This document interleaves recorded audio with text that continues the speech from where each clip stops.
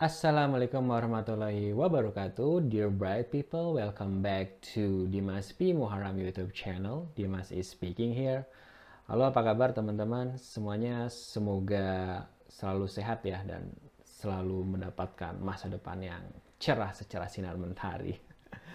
Ya, kita kembali lagi nih. Saya ingin sharing satu lagi pengalaman ketika mengikuti seleksi beasiswa Australia Award Scholarship dan alhamdulillah lolos pada seleksi tahun 2020 special session karena luar biasa waktu itu kuota yang sebelumnya biasanya itu 200 tapi karena COVID, karena pandemi jadi dipotong hanya tinggal 50, tapi alhamdulillah saya masuk di seleksi 50 tersebut ya. Nah, saya mau kembali sharing lagi satu pengalaman saya yang mungkin ini menjadi hal yang maha penting ya dalam sebuah seleksi berkas atau seleksi administratif sebuah beasiswa. Ini bisa berlaku juga untuk beasiswa lainnya selain Australia Award Scholarship. Kurang lebih mirip-mirip gitu ya, karena semua beasiswa itu biasanya ada bagian ini. Nah, apa yang mau kita bahas ini adalah tips umum untuk menulis esai beasiswa. So, untuk detailnya kita lanjut dan tonton video sampai habis ya. So, let's get started. Ya teman-teman, sebetulnya apa sih yang bisa membedakan teman-teman itu dari ribuan pelamar lainnya gitu yang sama-sama sedang melamar beasiswa ya. Seperti beasiswa Australia Award ini pada tahun 2020 itu ternyata yang melamar itu ada sekitar 6.000 lebih applicants. Nah, dan yang terpilih hanya 50. Nah, so what makes you different? What makes you spesial gitu kan, sehingga tim reviewer atau tim selektor itu mau memilih aplikasi teman-teman gitu ya. Nah, salah satunya yang paling menentukan itu ada di bagian esainya. Nah, kalau di beasiswa Australia Awards dinamakan itu supporting statements. Jadi kalau misalnya hal-hal administratif lainnya itu kayak misalnya mengisi data dengan lengkap, mengupload berkas, segala macam, itu kan sesuatu yang sifatnya administratif ya, meskipun tidak bisa diremehkan juga kalau misalnya ada berkas yang terlewat atau ada data yang penting tapi tidak diisi atau salah mengisi, itu bisa menggugurkan aplikasi teman-teman. Tapi dari sekian ribu yang mengisi administrasi itu dengan betul gitu ya, karena saya yakin namanya kalau udah melamar beasiswa sudah punya niat, pasti hal-hal kecil itu akan sedemikian mungkin gitu ya, akan diminimalisir ya.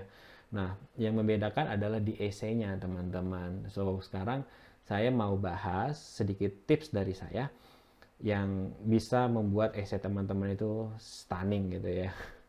Mudah-mudahan aja ya, karena ini based on pengalaman saya pribadi. Saya nggak tahu, yang pasti saya mau disclaimer dulu bahwa saya tidak tahu kriteria pastinya tuh apa saja, baik para tim selektor gitu ya yang diambil sehingga aplikasi saya dan beberapa teman yang lain itu bisa dipilih gitu kan. Tapi saya akan coba sharing apa yang saya lakukan saja pada saat seleksi kemarin, dan juga saya memberikan kredit juga kepada beberapa orang alumni ya yang sharing juga pengalamannya di YouTube, khususnya ini salah satunya itu dari Dr. Rian Kurniawan ya, dari YouTube channel Kejar AAS itu yang sangat membantu sekali buat saya sih,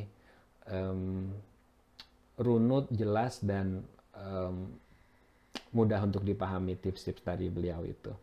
Nah, tapi kalau sekarang ini saya mau share tips-tips yang memang saya lakukan ya pada saat itu gitu.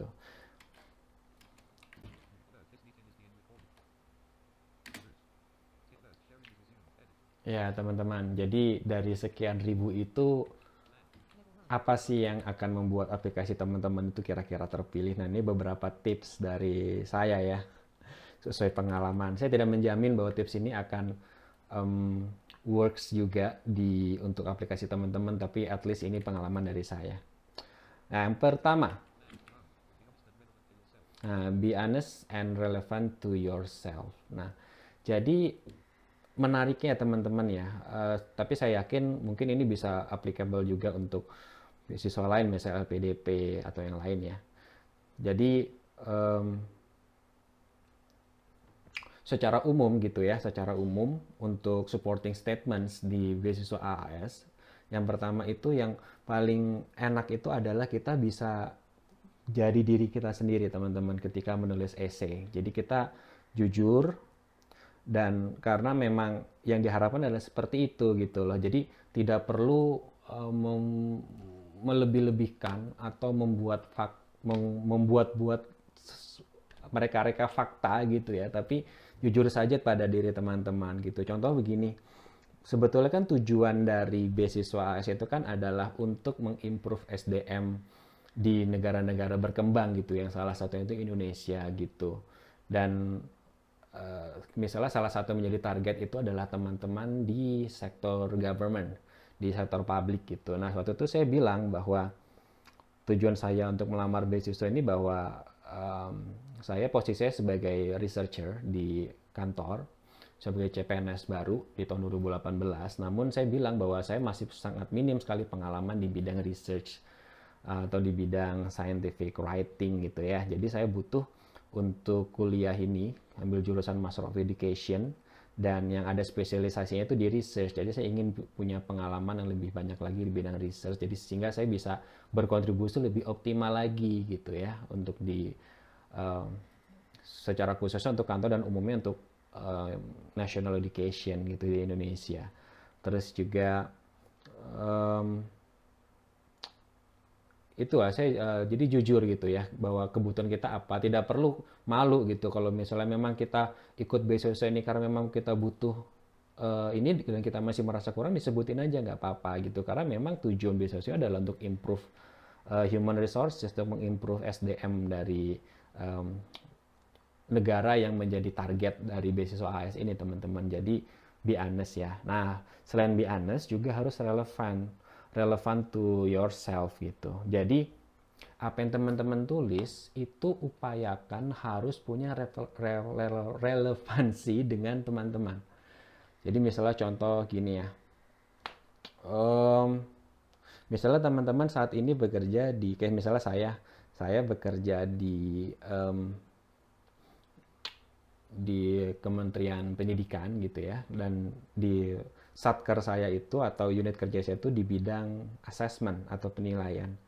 Nah, saya bilang di situ bahwa saya ingin belajar mengenai assessment, khususnya inclusive assessment buat para siswa dengan disabilitas. Nah, jadi itu sangat relevan sekali gitu. Relevan yang pertama, relevan dengan tempat di mana saya bekerja sekarang, dengan bidang saya gitu. Yang kedua, relevan juga dengan background saya gitu, sebagai saya juga memiliki disabilitas dan saya ingin contribute juga bagi student with special needs atau student with disability gitu ya di sekolah gitu, khususnya di bidang assessment. Jadi saya merasa bahwa itu yang menjadi relevan gitu. Jadi jangan teman-teman ketika misalnya masukkan tujuan-tujuan yang besar, misal saya ingin meningkatkan perekonomian dari Indonesia, tapi itu tidak relate dengan teman-teman. Misal teman-teman pekerjaannya sebagai apa? Sebagai guru misalnya, yaitu tidak relate secara langsung, meskipun bisa dihubung-hubungan juga ya gitu, karena kan mendidik, nanti misalnya pengen punya program tentang entrepreneurship misalnya di sekolah dan lain-lain, tapi kan tidak relate secara langsung. Nah, teman-teman coba cari, tulis apa sesuatu yang relate dengan diri teman-teman. Jadi benar-benar genuine gitu ya. Jadi teman-teman itu ingin melamar beasiswa karena memang ingin mengimprove diri teman-teman dan ada sesuatu yang menjadi passion teman-teman yang teman-teman ingin ubah dengan ketika sudah nanti kuliah di Australia gitu ya. Itu satu teman-teman tips dari saya. Yang kedua, harus konsisten ya. Harus konsisten sepanjang esai. Di supporting statement beasiswa AS itu ada 4. Yang pertama tuh how did you choose your proposed study gitu ya. Jadi bagaimana teman-teman itu memilih jurusan dan juga institusinya. Lalu yang kedua itu bagaimana studi yang teman-teman ambil itu berpengaruh terhadap future career teman-teman, jadi karir di masa depannya. Lalu yang ketiga, suruh memberikan bagaimana pengalaman teman-teman, pengalaman leadership skill sebelumnya. Yang keempat, itu memberikan practical solution ya, pokoknya kayak semacam apa yang ingin teman-teman lakukan itu ketika nanti balik dari Australia gitu. Nah itu semuanya harus konsisten juga dengan data yang teman-teman tulis di Oasis sebelumnya.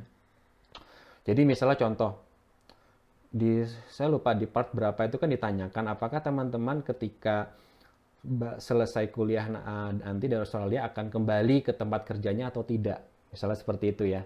Kalau misalnya tulis teman-teman akan return ke workplace sebelumnya gitu ya, harus ditulis khususnya di bagian future career gitu ya, bahwa nanti akan kembali ke tempat kerjanya dan akan membuat apa gitu, misalnya harus tulis di situ gitu, dan kedepannya ingin seperti apa berkarir di sana, misalnya ingin menempati posisi yang lebih besar dalam hal pembuatan kebijakan misalnya. Nah itu bisa disebutkan di sana teman-teman. Selain itu juga di bagian-bagian lain, tidak hanya di bagian part 2 di supporting statement, tapi misalnya di pertama juga ya harus konsisten. Misalnya pekerjaannya di situ menyebutkan di bidang apa ya, harus konsisten bahwa bidang yang diambil juga relate gitu ya, jadinya konsisten dari awal sampai akhir teman-teman.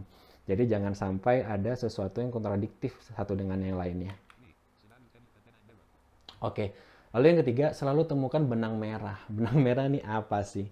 Benang merah itu ya relevansi lah ya kurang lebih. Jadi harus ada hubungan antara diri teman-teman, tempat kerja saat ini misalnya ya, atau future career ke depan, ingin bekerja di sektor apa, lalu juga tujuan teman-teman ikut beasiswa apa gitu ya, dan teman-teman apakah tujuan itu achievable atau tidak. Itu dia teman-teman. Jadi ini kadang-kadang jadi sesuatu yang agak sulit ya, karena bisa jadi teman-teman tuh ingin melanjutkan kuliah karena belum kuat niatnya. Misalnya ada yang daripada nganggur habis lulus S1 misalnya gitu ya, jadi daftar kuliah deh gitu. Atau misalnya apa ya hanya ingin sekedar naik jabatan misalnya buat yang ASN gitu ya. Nah tapi ini teman-teman harus kembali lagi, sebenarnya saya ikut kuliah ini buat apa gitu ya, karena kuliah ini S2 ini nggak ringan ya. Ini tidak ringan gitu, karena ya nanti harus setiap hari berjibaku dengan scientific paper, academic paper, harus baca buku yang banyak gitu. Jadi kalau niatnya itu tidak ada passion dari awal, itu nanti akan sulit ke depannya. Nah ini yang harus bisa tertuang di dalam esainya teman-teman. Harus bisa tertuang dengan baik, harus bisa dimunculkan dan bisa ditangkap oleh nanti tim reviewer gitu. Jadi buatlah sesuatu yang selalu tulisan teman-teman selalu ada benang merah dengan diri teman-teman sebagai penulis ya. Nah lalu yang keempat itu terstruktur dalam paragraf. Nah jadi memang sih di kolom-kolomnya itu di supporting statements itu kan hanya misalnya how did you choose your proposed study institution, lalu kotak begitu aja kan ya. Sebenarnya itu akan mengundang kita untuk langsung menulis aja bla bla bla bla bla bla bla gitu kan, tidak terstruktur, langsung apa yang kita keluar di pikiran kita langsung ini. Tapi ada baiknya untuk membuat tulisan itu terstruktur jadi beberapa paragraf. Jadi misalnya contoh untuk bagian pertama gitu ya, itu bisa teman-teman buat misalnya ada 2, 3 atau 4 paragraf yang itu ada bagiannya masing-masing. Lalu harus ada ininya juga, biasanya di awal itu ya taruhlah kalimat-kalimat yang ada hook-nya, atau kalimat-kalimat yang misalnya kayak shocking fact gitu ya, yang fakta yang mencengangkan, misalnya apa ya, misalnya hampir sekian persen mayoritas dari penyandang disabilitas itu tidak hanya mengenyam pendidikan dasar saja misalnya gitu ya, atau misalnya ada sekian puluh persen, 70% dari penyandang disabilitas itu hanya bekerja di bidang yang non uneducated misalnya gitu. Itu kan sebuah shocking fact juga dan bisa menjadi latar belakang teman-teman. Lalu juga diakhiri dengan ada kesimpulan gitu ya. Ada kesimpulan yang menegaskan lagi ide teman-teman itu sebetulnya apa sih yang disampaikan di dalam poin ini gitu ya, di dalam essay tersebut gitu. Jadi harus terstruktur biar yang baca juga enak dan teman-teman yang nulis juga enak nih. Jadi tidak ada polanya, ada strukturnya, ada patternnya yang nanti teman-teman bisa ikutin dan jangan sampai ada yang kelewat gitu ya. Nah terus yang berikutnya yang kelima itu pakai tools ya untuk correct spelling. Karena semuanya harus ditulis in English. Jadi masalah grammar, masalah typo, masalah spelling itu jadi hal yang penting ya. Meskipun mungkin ini tidak menjadi main issue buat reviewer. Banyak yang bilang seperti itu. Tidak menjadi main issue masalah grammar dan spelling karena memang yang ingin didapatkan adalah orang-orang yang memang bisa berkontribusi untuk masyarakat. Meskipun kemampuan bahasanya masih agak kurang, nanti ketika teman-teman lolos pun juga akan melakukan pelatihan lagi untuk improve score IELTS teman-teman gitu ya, untuk bahasa Inggrisnya gitu. Tetapi sorry, tetapi dalam hal ini nggak ada salahnya untuk tetap menuliskannya dengan baik, karena kadang-kadang salah grammar, salah spelling, bisa salah arti juga loh gitu. Jadi jangan sampai tulisan teman-teman tuh maksudnya tidak tersampaikan hanya karena salah grammar atau salah spelling gitu. Jadi gunakanlah tools ya, ada kayak Grammarly atau paling gampang kalau di Microsoft Word ya minimal pakai F7 ya buat correct spell. Tapi ini nggak menjamin sih, minimal at least buat correct spell, typo-typo bisa terhindari. Tapi untuk grammar dia biasanya nggak terlalu oke buat F7, tapi kalau Grammarly bagus. Cuman buat yang menggunakan screen reader kayaknya masih kurang accessible ya Grammarly ya. Tapi kalau teman-teman ada yang tahu tools lain yang lebih accessible buat khusus buat menggunakan screen reader, bisa tulis di komentar ya. Nah terus kalau teman-teman sudah nulis, itu ada baiknya teman-teman juga memberikan tulisan supporting teman-teman tuh ke beberapa rekan yang itu di luar bidangnya teman-teman. Jadi misalnya contoh saya kan di bidang education, ya saya kasih ke teman saya yang mungkin bidangnya teknik atau sosial atau hukum gitu ya. Buat at least mereka baca. Nah jadi ini buat mengantisipasi teman-teman kalau misalnya reviewer atau tim selektornya itu bukan orang yang memang expert di bidang teman-teman. Karena memang essay ini tidak harus betul-betul tulisan yang sifatnya teknis gitu ya, tapi bagaimana menyampaikan ide teman-teman dengan mudah dan communicable gitu ya kepada orang educated person tapi yang tidak expert di bidang teman-teman gitu ya. Jadi cobalah berikan ke rekan gitu yang di luar bidang teman-teman dan minta tanggapannya, ngerti nggak sama teman-teman tulis gitu ya. Kalau nangkep, apalagi kalau misalnya dapat aha moments gitu, oh keren nih gitu kan, oh iya misalnya gitu, itu berarti udah bagus gitu ya. Oke.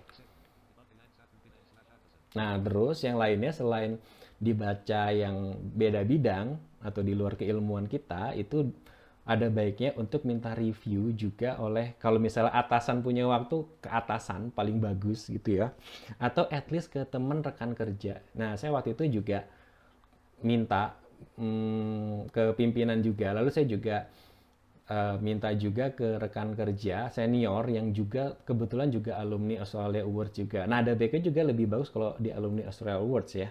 Jadi sudah tahu nih pengalaman, sudah lulus sebelumnya gitu kan, lalu apa saja yang perlu ditulis, apa yang tidak perlu ditulis gitu. Itu saya dapat banyak sekali input dari rekan kerja saya yang juga alumni Australia Awards gitu ya. Kayak semacam ada hal-hal yang saya nggak terpikirkan ternyata, oh ya itu penting juga ya gitu, akhirnya ditambahkan. Atau at least bisa kita persiapkan nanti buat model wawancara nanti gitu. Jadi akan sangat bermanfaat sekali teman-teman kalau ada yang bisa membantu itu. Tapi buat catatan, jangan too much. Jangan lebay gitu ya. Jadi jangan sampai teman-teman tuh overwhelmed. Jadi soal tulisan dikasih ke 10 orang gitu kan atau lebih, dan semuanya kasih input, kasih review, akhirnya teman-teman bingung sendiri. Jangan. Tapi teman-teman fokus aja ke 2 orang atau 1 orang juga cukup gitu ya, 1 orang 2 orang gitu, terus lalu diskusi sama tulisan buat mengenai tulisan teman-teman gitu ya. Jadi jangan banyak-banyak, nanti bakal overwhelm karena biasanya beda kepala, beda isi. Nah itu nanti teman-teman pusing sendiri ya. Jadi hati-hati teman-teman ya. Nah lalu yang terakhir, yang penting banget adalah gunakan word count ya. Gunakan word count. Jadi karena di tiap bagian, di tiap part, di supporting statements di Beasiswa Australia Award itu adalah maksimal hanya 2000 karakter. Jadi teman-teman pastikan tulis dulu ya, bisa tulis dulu. Sebetulnya ada word count-nya juga sih di aplikasi itu di websitenya, di formulir, tapi saya sih lebih menyarankan teman-teman untuk tulis dulu di Microsoft Word, jadi teman-teman bisa save juga, habis itu bisa langsung save, jadi nggak takut hilang. Kalau misalnya tiba-tiba nulisnya langsung di aplikasi di webnya, kalau tiba-tiba koneksi lagi error atau mati lampu, terus baterai laptop teman-teman udah soak gitu ya, misalnya kan hilang deh itu kan tanpa sebelum di save. Tapi kalau di Microsoft Word biasanya ada auto recovery kan ya, jadi pakai Microsoft Word dulu aja, lalu di word count tuh, kalau bukan screen reader sih bisa Alt T terus W ya, nanti langsung ketahuan. Nah, dipilih, dicarinya itu yang with space ya, karakter with space, jadi spasinya itu dihitung maksimal 2000 karakter. Nah, ini juga challenging juga teman-teman, bagaimana hanya 2000 karakter, yang which is 2000 karakter itu tidak banyak, paling satu halaman ya, satu halaman A4 paling, tapi teman-teman harus bisa menuliskan banyak hal yang compact gitu kan, concise, terus juga tajam dan mudah dimengerti. Itu jadi sebuah challenge teman-teman. Nah, bagaimana cara biar bisa seperti itu ya, tadi tips di atas tadi ya, harus lihat mana yang penting gitu ya, yang mau ditulis, mana yang relevan dan konsisten juga, dan ada benang merahnya. Jadi fokus di hal-hal seperti itu teman-teman ya. Jadi word count sangat penting, karena dia otomatis secara aplikasi tidak bisa terima lebih dari 2000. Tapi kalau kurang 2000 jangan terlalu dikit ya, karena sayang-sayang kalau masih ada hal yang bisa tambahkan tapi masih relevan, tambahin ya sampai 2000 ya kata teman-teman. 2000 karakter, sorry, bukan 2000 kata, 2000 kata banyak banget. Itu teman-teman beberapa tips umum dari saya. Kita nanti akan lanjut lagi ke lebih detail, saya akan bahas untuk tiap part. Jadi tiap part ada 4 part di supporting statements, itu ada 4 parts di sana dan kita akan bahas per partnya, dan saya akan berikan contoh juga tulisan dari saya yang sebetulnya nggak bagus-bagus banget sih gitu, tapi at least mungkin ya, at least udah proven ini lolos. Nggak bagus tapi lolos kan better kan daripada yang bagus-bagus tapi nggak lolos. Nggak teman-teman ya, tapi ya alhamdulillah rezeki gitu ya, alhamdulillah rezeki. Jadi nanti saya akan sharing tiap part, jadi pastikan teman-teman subscribe channel ini, lalu tunggu video saya berikutnya ya, sampai nanti akan, ya insya Allah bisa membantu teman-teman sampai nanti sebelum deadline, yang kalau nggak salah untuk tahun ini itu diperpanjang ya sampai 31 Mei. Jadi masih banyak waktu untuk kita bisa improve tulisan kita di supporting statement. Oke teman-teman, oke itu aja. Terima kasih, sampai ketemu lagi di video berikutnya, and see ya.